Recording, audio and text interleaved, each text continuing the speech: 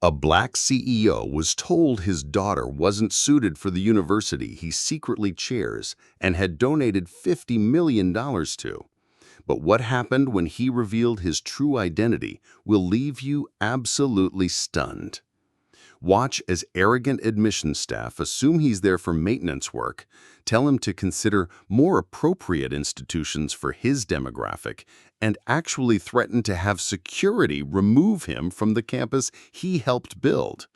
The moment he pulls out his phone and says, "This is Chairman Thompson," the terror on their faces is absolutely priceless. But the swift justice that follows and the revolutionary transformation he creates will restore your faith that one person really can change an entire system. This story proves that sometimes the student they reject today becomes the chairman who transforms everything tomorrow. And the ending will show you exactly why fighting for educational equality isn't just morally right. It's the foundation of opportunity itself. You absolutely must stay until the end because the industry-wide changes he implements will blow your mind. What this distinguished black alumnus discovered when he returned to his own university would expose a scandal so devastating that it would force the entire higher education system to confront its most shameful secrets. But the justice that followed will restore your faith in the power of education to transform lives.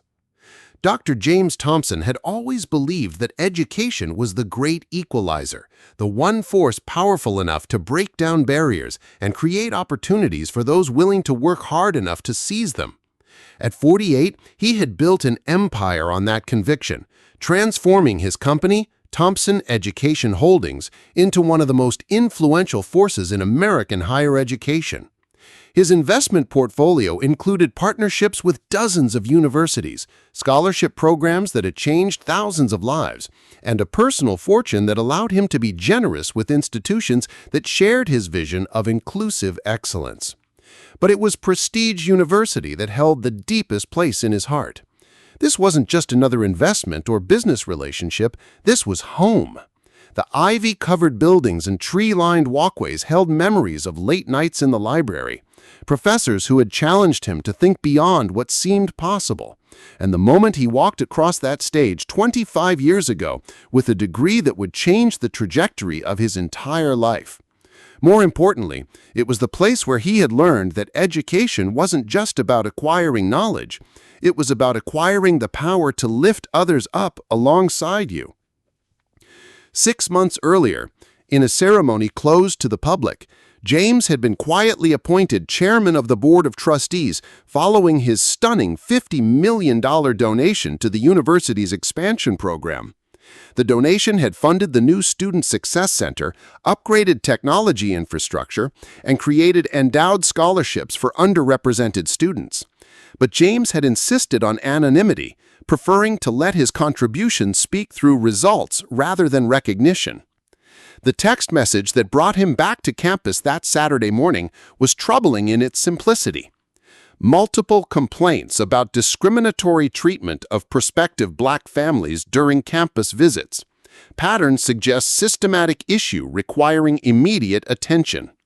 The report had come from his education equity team, researchers who monitored university practices to ensure that his investments were supporting institutions that truly embraced diversity and inclusion.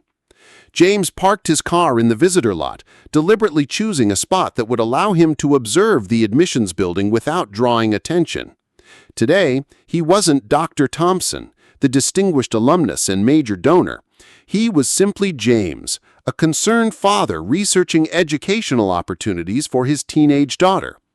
His casual weekend attire, dark jeans, a simple polo shirt, and comfortable walking shoes, was calculated to make him blend in with other parents touring the campus.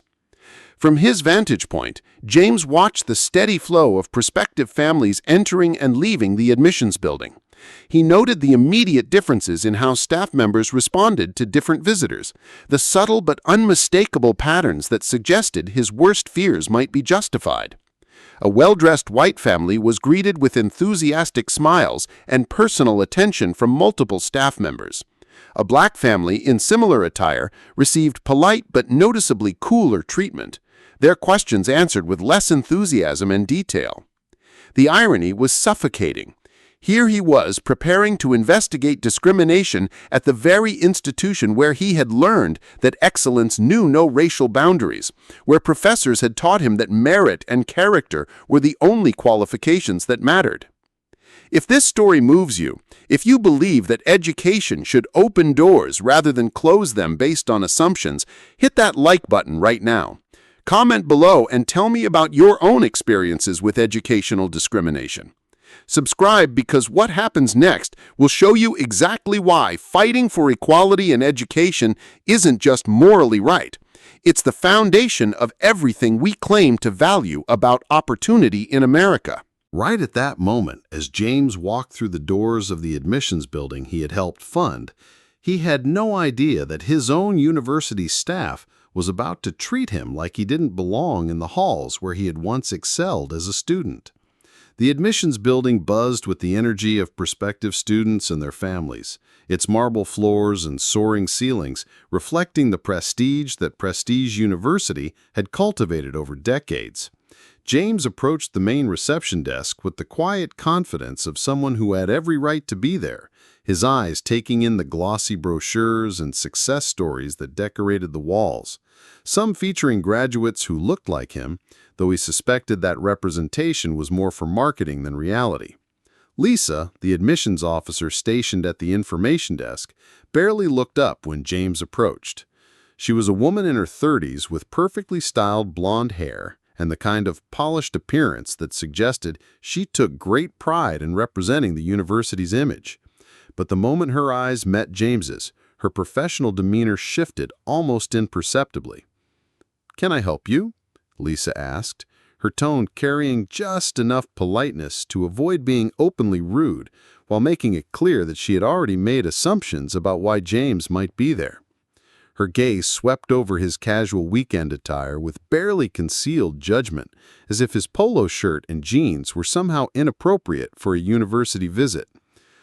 "I'm here to learn more about the university," James replied calmly, his voice carrying the quiet authority of someone who had every right to be there, his eyes taking in the glossy brochures and success stories that decorated the walls, some featuring graduates who looked like him, though he suspected that representation was more for marketing than reality.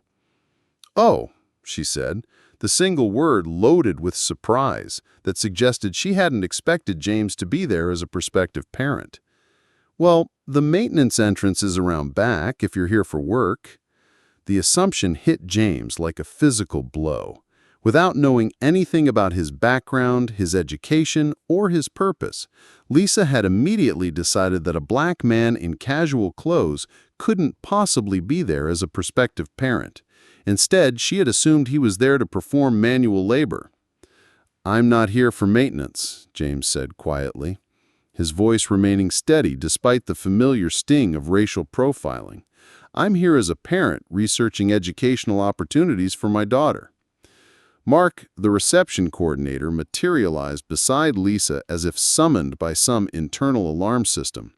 He was a man in his 40s with the officious demeanor of someone who enjoyed wielding small amounts of authority over others.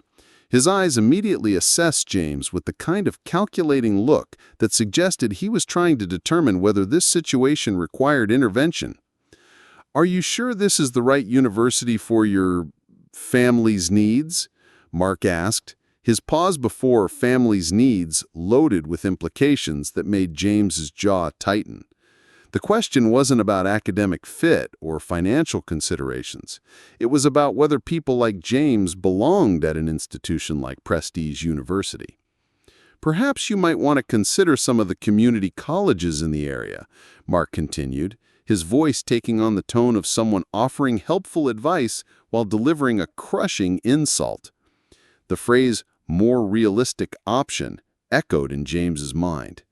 Here he was, a successful CEO and major donor to the very institution they were suggesting wasn't appropriate for his family. The irony was suffocating, but James forced himself to remain calm, gathering evidence of the systematic discrimination he was witnessing firsthand. "I'd like to get an information packet about your programs," James said, maintaining his composure while internally documenting every word of this shameful interaction.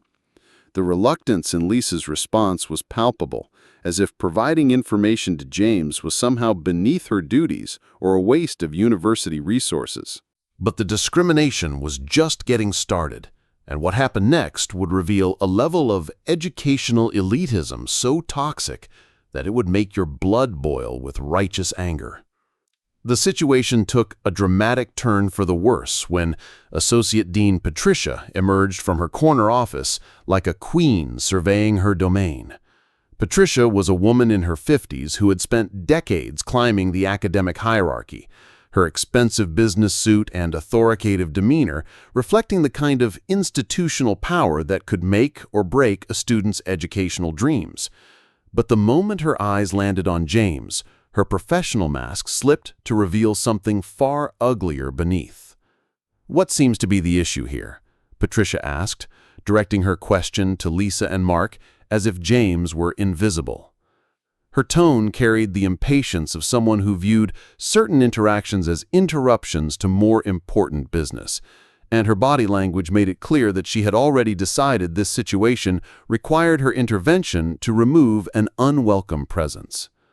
"This gentleman is asking about our programs for his daughter," Lisa explained, her voice carrying undertones that suggested she had already communicated her doubts about James's legitimacy as a prospective parent.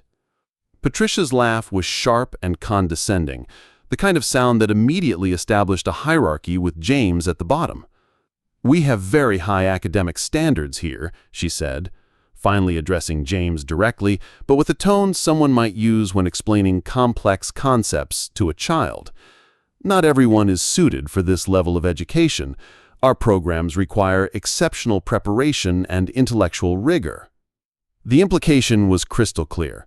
Patricia had taken one look at James and decided that his daughter, whom she had never met, couldn't possibly meet the university standards. It was discrimination so blatant it was almost breathtaking in its boldness. "My daughter is an excellent student," James replied calmly, his voice carrying just enough edge to suggest depths of authority these administrators couldn't imagine. Patricia's dismissive wave was theatrical in its condescension.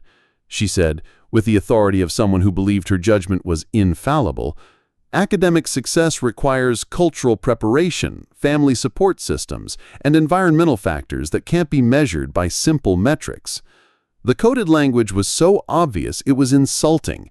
Patricia was essentially arguing that regardless of academic achievement, students from certain backgrounds, students who looked like James's daughter, lacked the cultural sophistication necessary for success at prestige university. The discrimination reached new depths when Richard, the director of student services, joined the growing crowd of administrators who seemed determined to discourage James's interest. Richard was a man in his 40s with the practiced smile of someone skilled in delivering rejection disguised as helpfulness. "Have you looked into financial aid options?" he asked with false concern, his voice carrying the assumption that James couldn't possibly afford the university's tuition. "There are programs specifically designed for families like yours, special scholarships and assistance programs that might make this more feasible." The phrase, "families like yours," was delivered with such casual confidence that it revealed the depth of institutional thinking at the university. Richard wasn't offering financial aid based on need assessment or application review. He was assuming financial incapacity solely based on James's appearance. "We want to make sure families don't get in over their heads financially," Richard continued, his voice taking on the tone of someone delivering sage wisdom. "Sometimes the most loving thing a parent can do is choose an institution that matches their realistic capabilities." Each word was carefully chosen to humiliate and discourage, suggesting that James's aspirations for his daughter were unrealistic delusions rather than legitimate educational goals. The systematic nature of this discrimination was becoming more apparent with each interaction, revealing a culture where assumptions about race determined treatment more powerfully than any individual qualifications or achievements. What none of these administrators realized was that their shameful display of educational discrimination was being documented by witnesses who would soon provide the evidence needed to expose this toxic culture forever. As the discrimination escalated in the marble-floored admissions lobby, other faculty and visitors began to take notice of the spectacle unfolding before them. Among the witnesses was Dr. Sarah Martinez, a respected Latina professor in the sociology department who had come to pick up some weekend paperwork. Dr. Martinez had spent her entire academic career fighting against the kind of institutional bias she was now witnessing firsthand, and what she saw made her stomach turn with disgust and professional outrage. Dr. Martinez had initially tried to focus on her own business, but Patricia's condescending comments about cultural preparation and Richard's assumptions about financial capability were impossible to ignore. The systematic nature of the discrimination was so blatant that she felt morally compelled to act. Without hesitation, she pulled out her smartphone and began recording, her hands trembling slightly with indignation as she captured the institutional racism unfolding in real time. "This is absolutely unconscionable," Dr. Martinez whispered to herself, but loudly enough for others to hear. Her academic training had taught her the importance of documentation when confronting institutional bias, and she was methodically building a case that would be impossible for the university administration to deny or dismiss.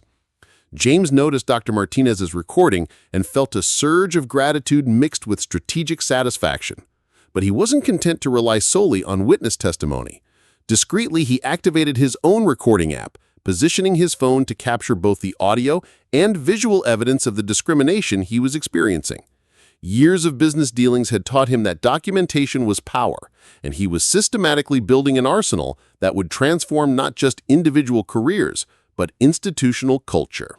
The situation became even more toxic when Lisa, emboldened by the presence of multiple administrators, made a comment that would define her legacy forever. "Why do they even try?" she said to Mark, her voice carrying across the lobby with devastating clarity. "It's just setting them up for failure. They'd be much happier at institutions that better match their background." The casual cruelty of Lisa's words sent shockwaves through the watching faculty and students. Dr. Martinez's recording captured every syllable, while other witnesses began pulling out their own phones to document what was quickly becoming a viral moment of institutional discrimination.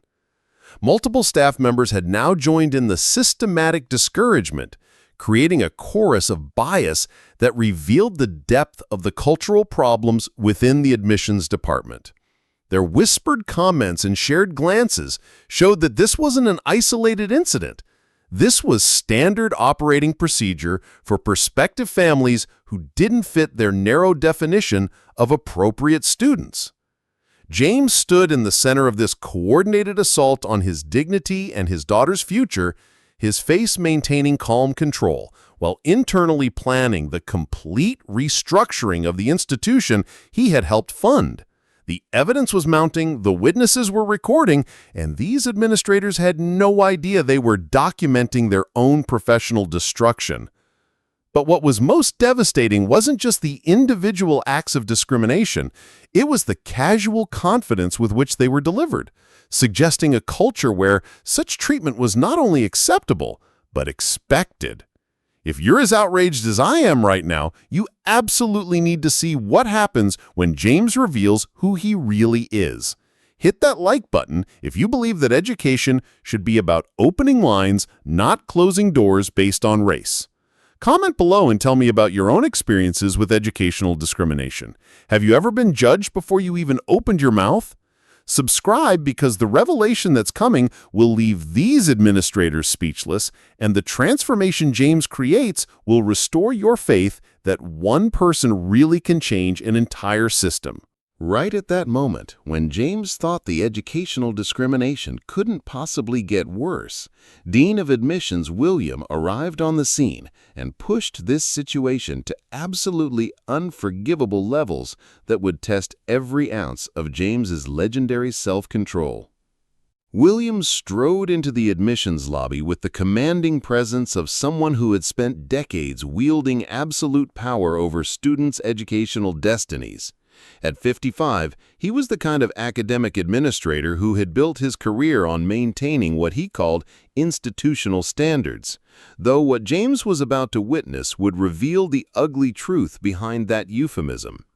Williams' expensive suit and authoritative bearing reflected his position as one of the most powerful gatekeepers in higher education, someone whose decisions could open or close doors to thousands of students' futures.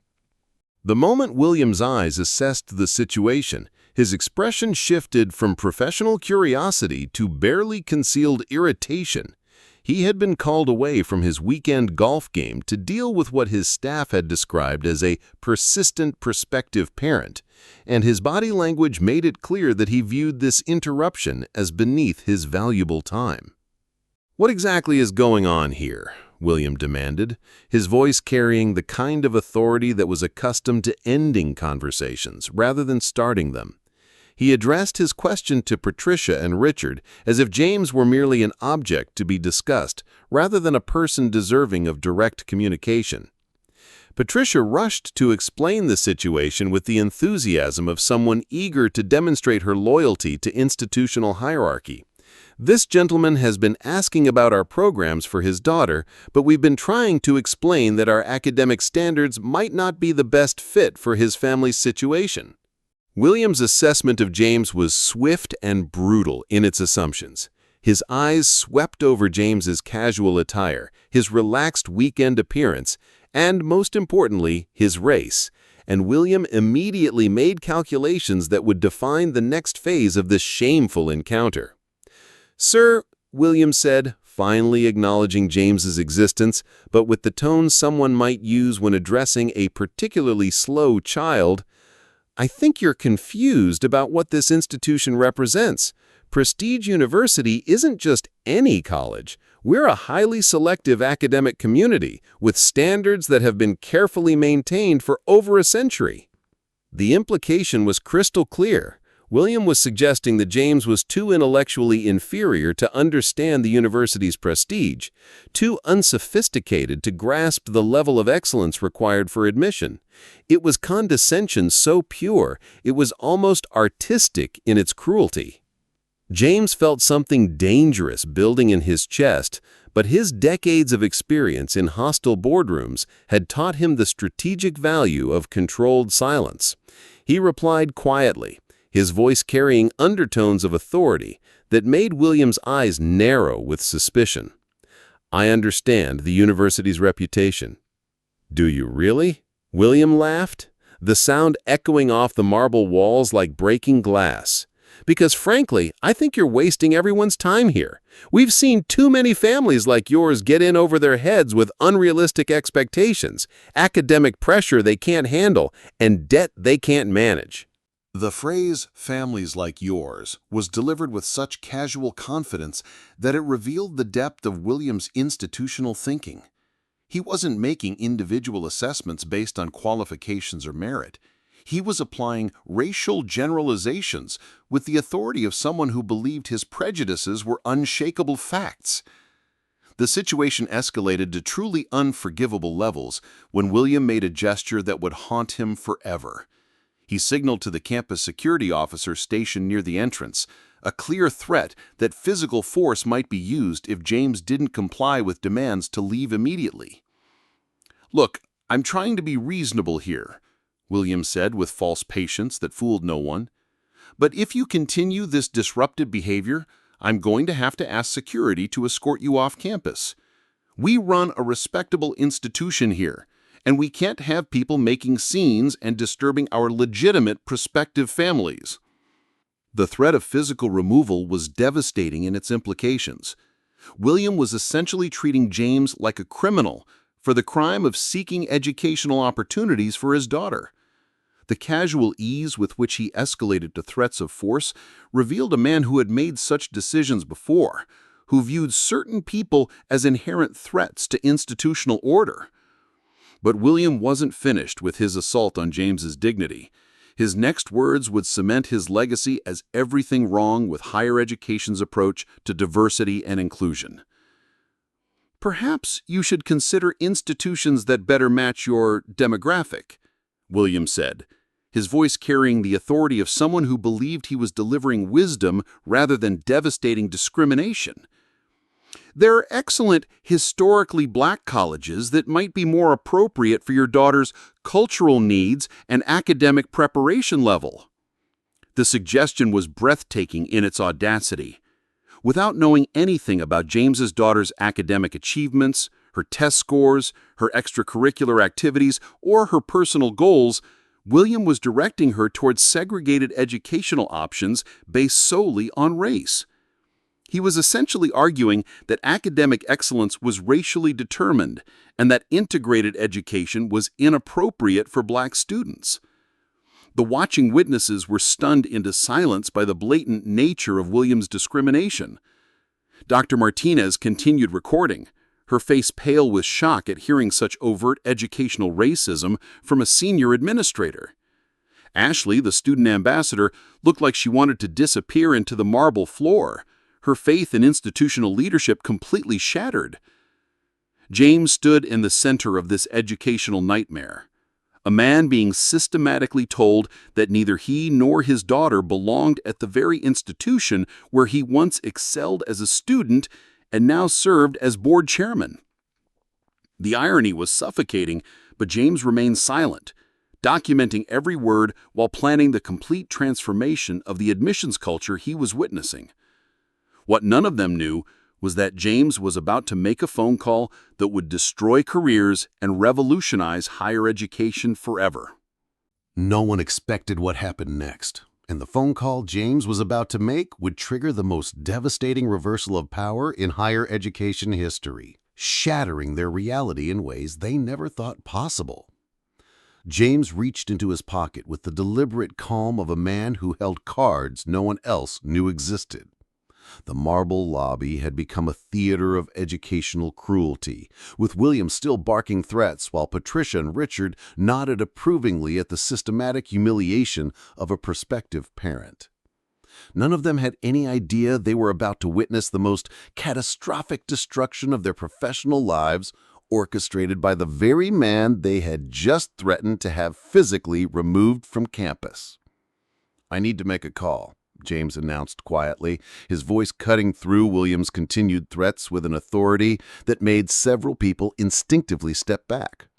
There was something in his tone, a confidence that couldn't be manufactured, a certainty that suggested he possessed knowledge that would reshape everything they thought they understood about power and hierarchy. William scoffed with theatrical disdain, his arrogance reaching peak levels as he sensed what he believed was victory. "Oh, what are you going to do? Call a lawyer? Call the NAACP? Call the local news?" His voice dripped with the confidence of a man who believed he was untouchable, protected by institutional authority and decades of unchallenged power. "Good luck with that. We have security cameras showing your disruptive behavior, and we have multiple witnesses to your inappropriate conduct." James ignored Williams' taunts and dialed a number he knew by heart.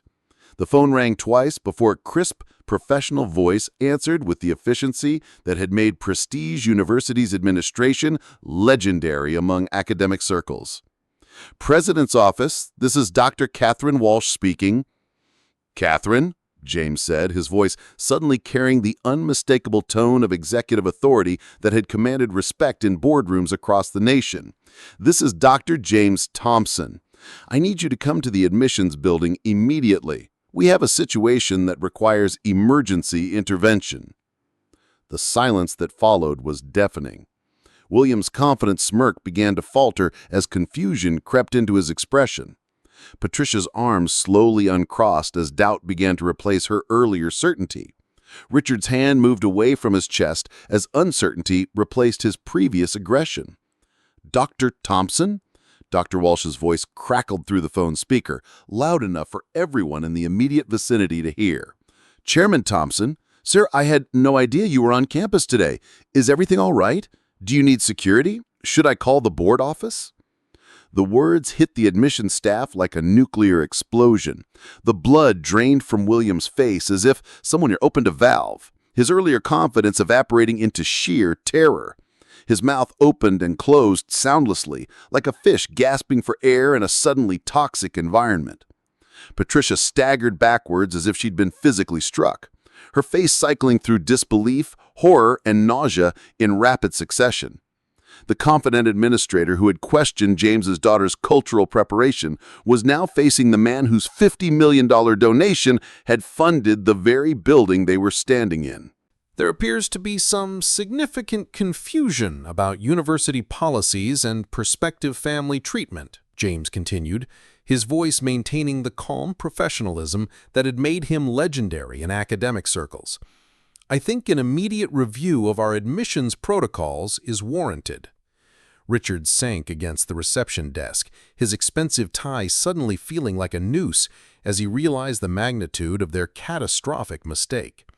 The man who had suggested financial aid programs for families like James's was now staring at the largest single donor in university history. But the real earthquake was yet to come. The sound of heels clicking rapidly across marble announced Dr. Walsh's arrival, her usually composed demeanor replaced by barely controlled panic as she rushed into the admissions lobby. "Chairman Thompson," Dr. Walsh called out as she rounded the corner, slightly breathless from her sprint across campus. "Sir, I'm so sorry for any inconvenience. If I had known you were conducting a campus visit today, I would have personally arranged everything." The revelation hit the staff like a physical force that seemed to change the very air pressure in the room.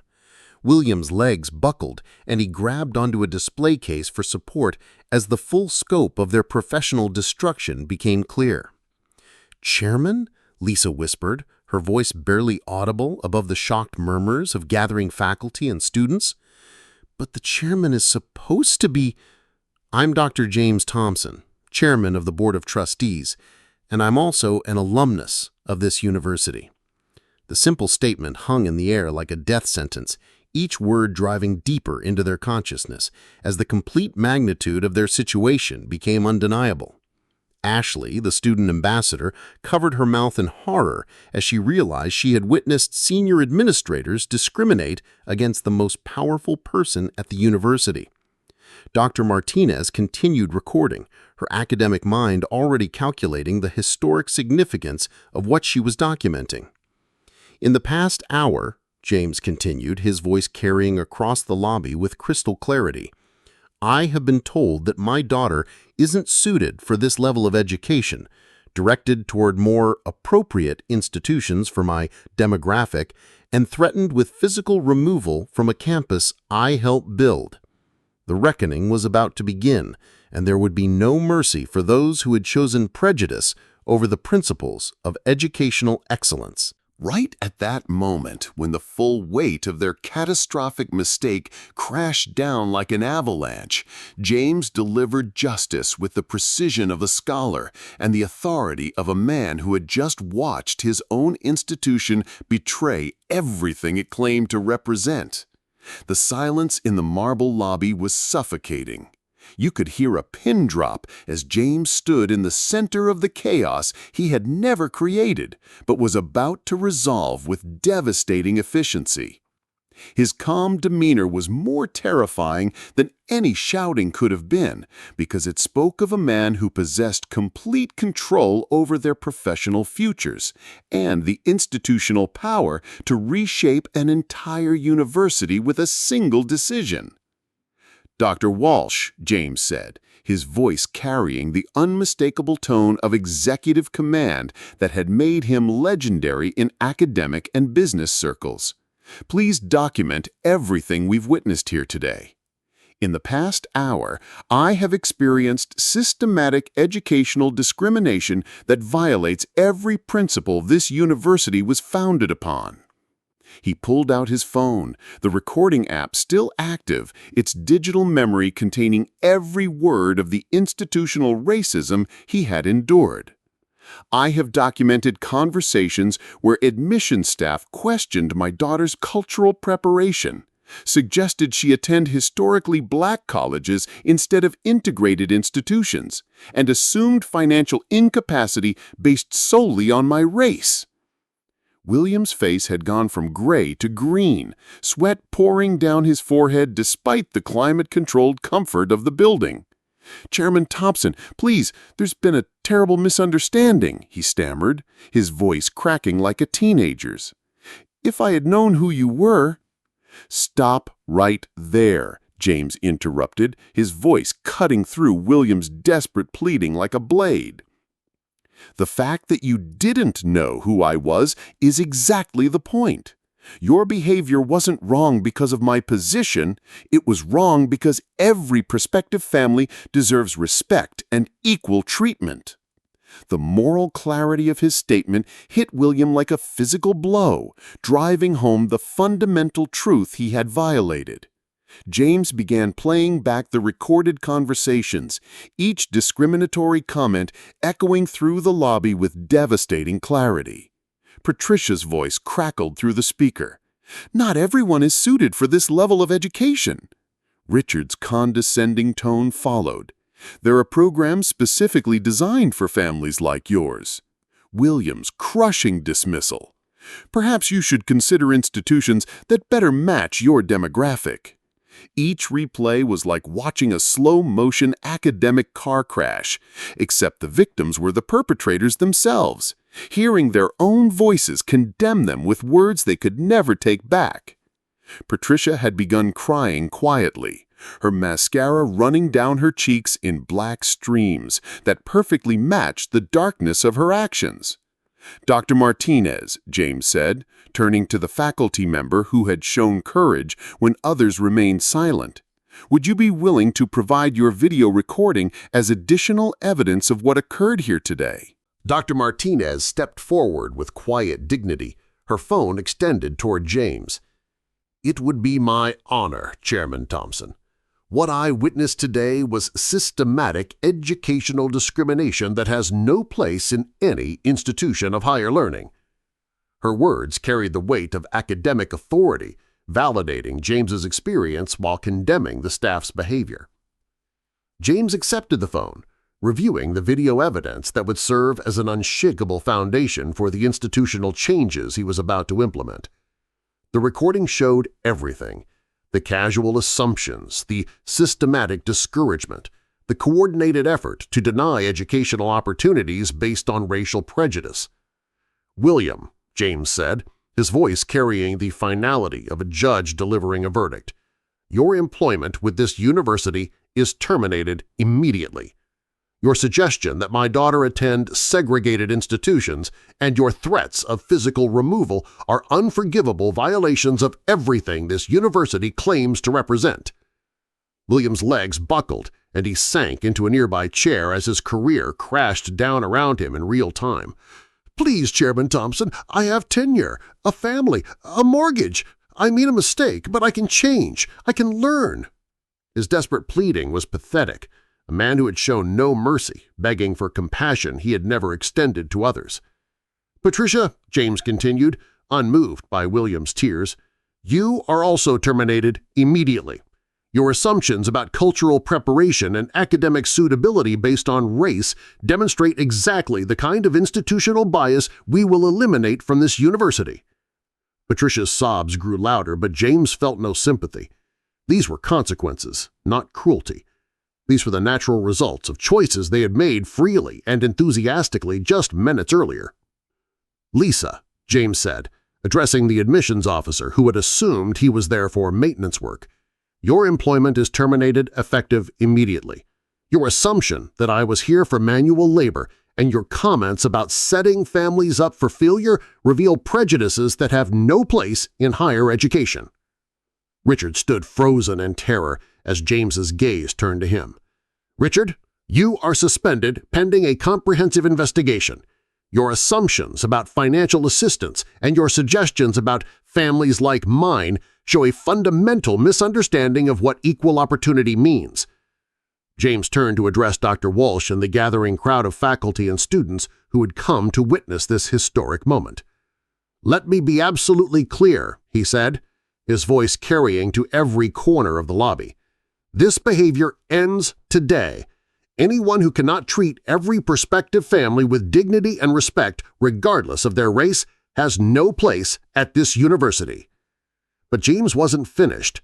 He was about to implement changes that would transform not just Prestige University, but higher education across the entire nation. But James Thompson wasn't just interested in punishment. He was about to implement a revolutionary transformation that would turn Prestige University into a beacon of educational equality and prove that true academic leadership means building bridges instead of barriers based on prejudice and assumptions. 1 year had passed since that devastating Saturday afternoon, and Prestige University had become virtually unrecognizable in the most extraordinary way possible. James stood in the same marble lobby where he had been humiliated and threatened, but now it buzzed with an energy of genuine inclusivity and authentic academic excellence that exceeded even his most ambitious vision. The transformation wasn't just cosmetic, it was revolutionary, touching every aspect of how the institution approached education, opportunity, and human dignity. The Thompson Inclusion Initiative had become the gold standard for higher education across America. Every admissions officer, academic advisor, and student services professional underwent 80 hours of comprehensive bias training, not merely a superficial diversity workshop, but intensive education about unconscious prejudice, cultural competency, and the profound impact of discrimination on educational outcomes. The program was so effective that universities across the nation began requesting licensing agreements, turning James's painful experience into a catalyst for nationwide transformation. Dr. Sarah Martinez had accepted James's invitation to become the university's first Director of Inclusive Excellence, bringing her academic expertise and unwavering commitment to justice to every policy decision. "What I witnessed that day was a wake-up call for all of us," she said during the program's first anniversary celebration. "I realized that being a good educator isn't enough. You have to be an active force for educational equity." The revolutionary admissions process James implemented had fundamentally transformed how the university evaluated prospective students. Gone were the days of assumptions based on appearance or background. Instead, a comprehensive blind review process ensured that every application received identical consideration, with personal essays and achievements evaluated without reference to race, ethnicity, or socioeconomic assumptions. The new Prospective Family Experience Protocol had become something truly special. Instead of the discriminatory treatment James had endured, every visiting family now received personalized attention from trained ambassadors who understood that respect and enthusiasm should never depend on preconceived notions about academic capability or financial resources. "We don't just admit students here" became the university's new philosophy. We recognize and nurture human potential in all its diverse forms. This wasn't marketing rhetoric. It was a fundamental commitment that guided every interaction between the university and prospective families. 18 months after the incident, James addressed the National Association of College Admissions Counselors, speaking to over 5,000 education professionals about the systematic changes he had implemented. The convention center was packed. As he took the stage, his presence commanding the same respect he had always deserved, but had been denied in his own institution's lobby. "When I walked into my own university 18 months ago," James began, his voice carrying clearly to every corner of the massive auditorium, "I was told that my daughter wasn't suited for higher education and directed towards segregated institutions. But that experience, as devastating as it was, revealed something crucial. It showed us the gap between our stated values and our actual practices." The silence was profound as education leaders reflected on their own institutional cultures and admissions practices. Many had initially resisted the Thompson model, questioning whether such comprehensive changes were really necessary. But the results were undeniable. Student satisfaction had reached unprecedented levels, diversity had increased dramatically without compromising academic standards, and graduation rates had improved across all demographic groups. Excellence isn't about exclusion based on assumptions, James continued, his words carrying the weight of hard-won wisdom.